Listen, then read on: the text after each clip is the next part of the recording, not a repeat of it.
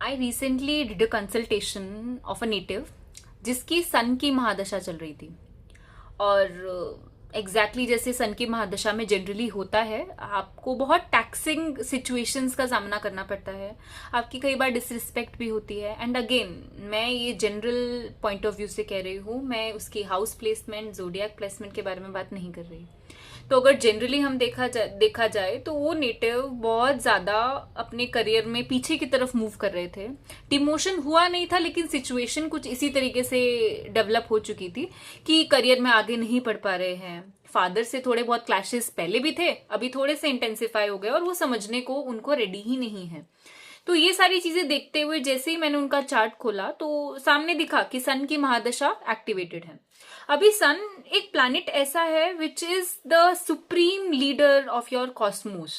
Astrology में सबसे centre में वही बैठा है, वो आपके जो एस्ट्रोलॉजिकल चार्ट है उसका एक बहुत इंपॉर्टेंट पार्ट है, वो आपकी सोल है। टेक्निकली आपके फादर को, आपके सुपीरियर्स को, उन सबको रिप्रेजेंट करता है।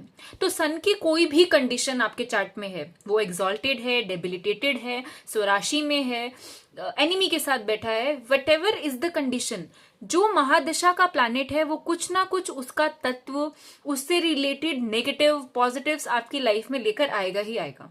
तो सन जब आपकी लाइफ में एक्टिवेटेड है, तो जिस भी हाउस में बैठा है या जिस भी प्लैनेट्स के साथ बैठा है, वो सारी चीजों को अगर मैं साइड में रख दूं और जनरल एक सन का पर्सपेक्टिव देखूं, तो sun is telling you to become judicious, disciplined and positive in your life. Sun रोज सनराइज होता ही होता है, कुछ भी हो जाए, बारिश हो रही है, डिजास्टर्स आ रहे हैं, अर्थ इज कॉन्स्टेंटली रोटेटिंग, तो सनराइज एवरी डे होता है। टाइम ड्यूरेशन ऊपर नीचे होता है depending upon the climate and the conditions in that region. तो सनराइज हर रोज होता है। तो that is what your sun is trying to से।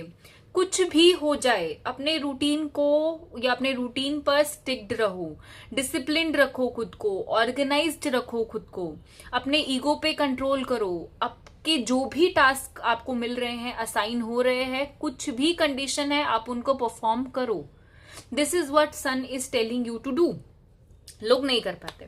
तो अभी ऐसे इस कंडीशन में उस पर्टिकुलर नेटिव ने मुझे कहा कि अभी मेरा सन खराब है, जैसे मैंने उनको एक्सप्लेन किया। तो उन्होंने कहा मैं क्या पहनूं।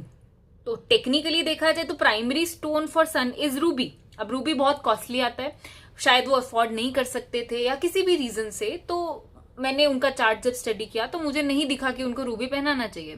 तो मैंने उनको बताया कि नहीं, रूबी पहनना is not going to be beneficial to you in this case. तो उन्होंने कहा फिर अभी मैं क्या रेमेडी करूं। तो सिंपल सी रेमेडी है, जल चढ़ाना, जो हम बोलते हैं कि आप सूर्य को अर्घ दें।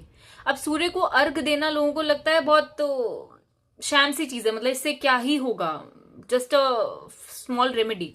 तो ये एक स्मॉल रेमेडी टेक्निकली वर्क तब करती है जब आप उसकी इंट्रिकेसीज को ध्यान में रखते हो। अब इसकी इंट्रिकेसीज बहुत सिंपल है। जब भी आप सूर्य को अर्घ देना स्टार्ट करें, हमेशा सेम टाइम ड्यूरेशन पे every day you need to do it. ये नहीं कि आज 9 बजे दे रहे हैं, कभी 10 बजे दे रहे हैं, कभी कभी देना ही छोड़ दिया, आज तो लेट उठे थे, रात को सोने में देर हो गई। तो ये सारी चीजें यहाँ पर मैटर नहीं करती। जब सन राइज एवरी डे होता है, ऑलमोस्ट सर्टेन ड्यूरेशन के टाइम पर होता है, तो why can you not wake up and do the same thing. उसी चीज को रिपीट करना है आपको for a certain duration of time, तभी आपका सन ठीक होगा। अभी सन ठीक होने से होगा क्या, बहुत सारे अलग अलग मिथ्स इसके ऊपर हैं, बट टेक्निकली देखा जाए तो जब आप सन को एक्टिवेट करते हो या सन की कोई भी रेमेडी करते हो, तो ऑटोमेटिकली आपके सुपीरियर्स आपको हेल्प करना स्टार्ट कर देते हैं।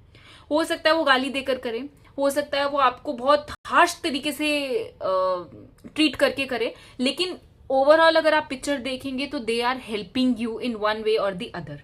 तो सुपीरियर्स आपको हेल्प करना स्टार्ट कर देते हैं, आपको करियर में अथॉरिटेटिव पोजीशन मिल सकती है।